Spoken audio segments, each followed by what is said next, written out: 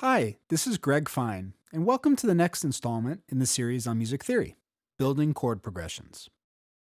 In some of the previous courses, especially the one on harmony, I touched upon the idea of chord progressions.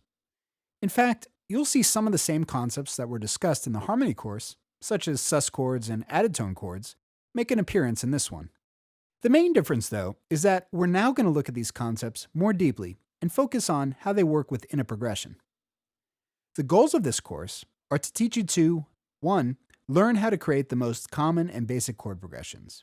These I call diatonic progressions. Number 2, learn how to create more advanced or colorful progressions. These progressions I call chromatic progressions. Number 3, we'll be learning how to analyze these chord progressions so that we can understand how to create our own.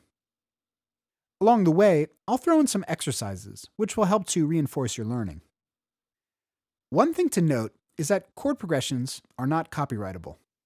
So even though I talk about diatonic progressions as being basic progressions, don't be afraid to use them widely in your compositions. There is a reason why some of these progressions are used over and over again. And that's because they take us on emotional rides which have proven to be effective. There's so many elements in music, such as melody, tonal palette, rhythm, tempo, key, etc., that you can use classic chord progressions and still create an infinitude of new material.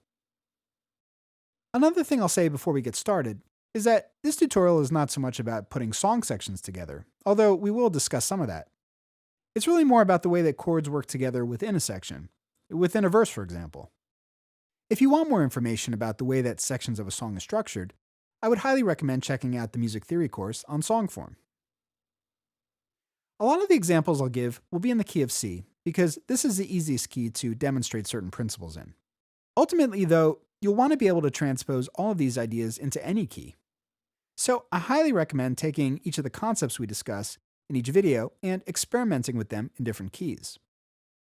Thanks for joining me in this course. Let's get started now building some progressions. See you in the next video.